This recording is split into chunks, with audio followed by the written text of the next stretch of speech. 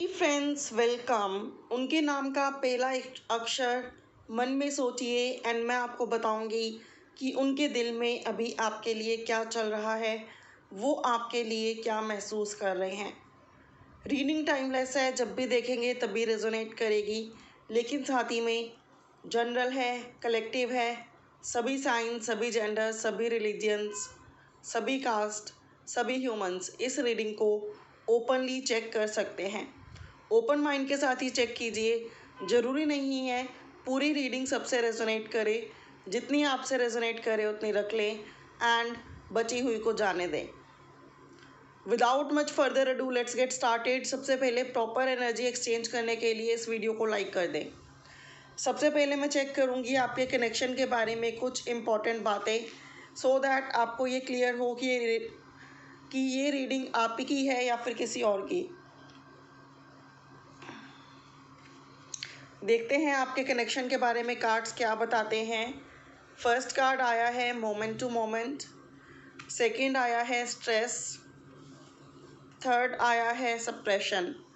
मैं यहाँ पे स्ट्रांगली फील कर पा रही हूँ, अगर जोडियक साइंस की बात करूँ, Aries, Leo, Sagittarius and Taurus, Virgo, Capricorn.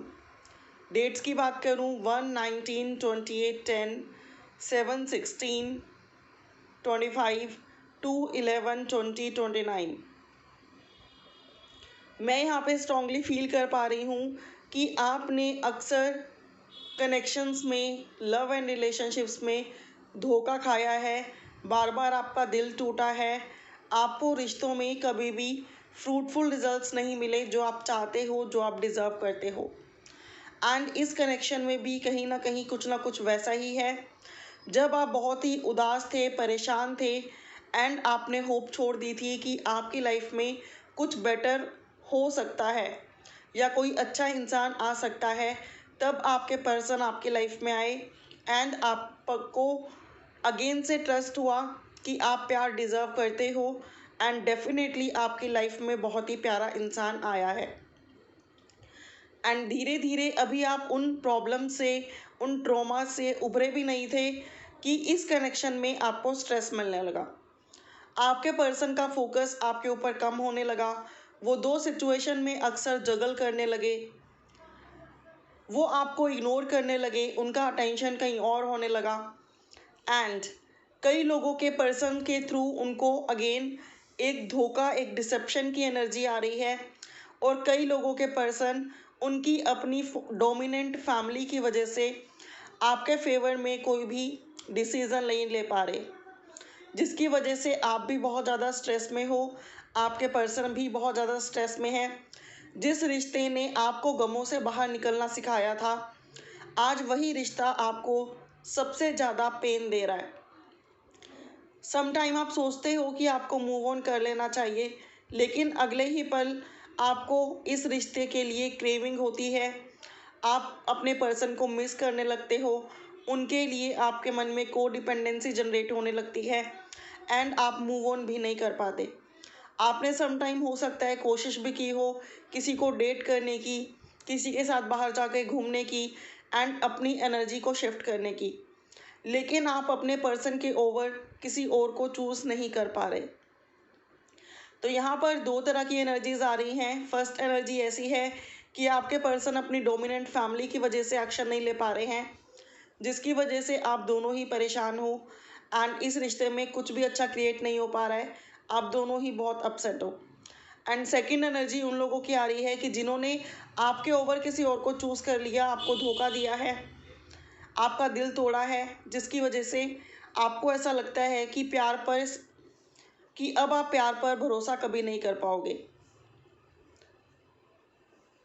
कोई टॉक्सिक कनेक्शन में भी हो सकता है जिसने सिर्फ अपने फ़ायदे के लिए आपका इस्तेमाल किया एंड जब आपका दिल उसके साथ लग गया तो आपको परेशान करना शुरू किया, आपको स्ट्रेस देना शुरू किया और फाइनली आपका दिल तोड़कर वो पर्सन आगे निकल गया या फिर आगे निकल गई। ऐसी वाइब्रेशंस आज यहाँ पर आ रही हैं। Sorry to say that, I don't know कितने लोगों से रेजोनेट करेगी।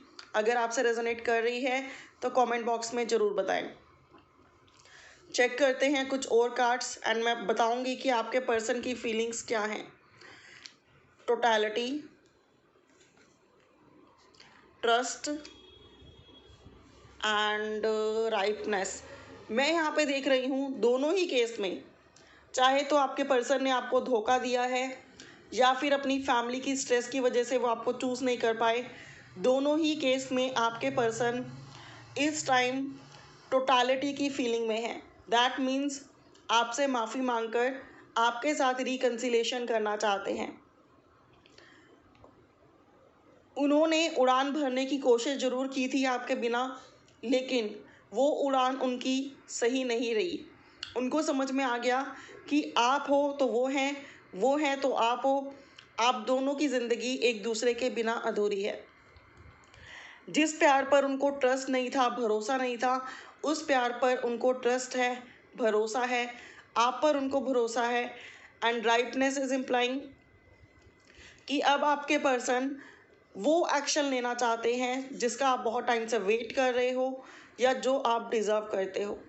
मैं कुछ लोगों के लिए ये भी फील कर पा रही हूँ कि हो सकता है आपके पर्सन किसी टॉक्सिक रिलेशनशिप में रहे हो, इस वजह से वो आपके रिलेशनशिप को भी एक्सेप्ट नहीं कर पाए और वो इससे भागने लगे। रनर चेजर फेज आने लगा, आप उनको चेस करने लगे एंड वो रन करने लगे।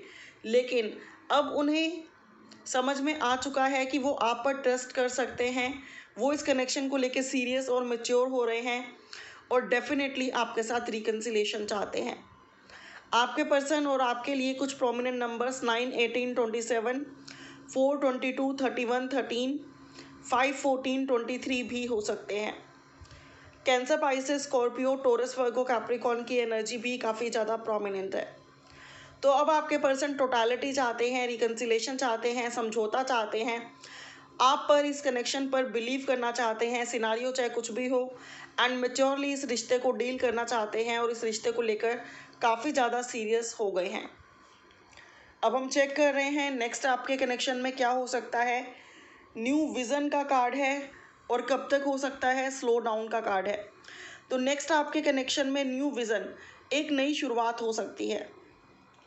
रिकन्सिलेशन के बाद थिंग्स बेटर हो सकती हैं, ग्रोथ की तरफ आगे जा सकती हैं, परमानेंट रीयूनियन और मैरिज की तरफ आगे जा सकती हैं। लेकिन नई शुरुआत तो बहुत जल्दी होने वाली है, लेकिन after that reunion and permanent reunion and marriage की तरफ चीज़ें स्लो एंड स्टीडी आगे बढ़ेंगी। एकदम से आपके पर्सन भी कोई मेजर डिसीजन नहीं लेंगे एक्सेप्टेड कि वो आपसे रिकन्सिलेशन कर लें, और एकदम से आप भी कोई डिसीज़न नहीं लोगे, क्योंकि कहीं ना कहीं अब आपको भी भरोसा नहीं रहा। आप भी चाहते हो कि अगर ये पर्सन आपके कसौटियों पर खरा उतरे तो ही आप मैरिज या परमानेंट रीयूनियन का डिसीज़न लेंगे।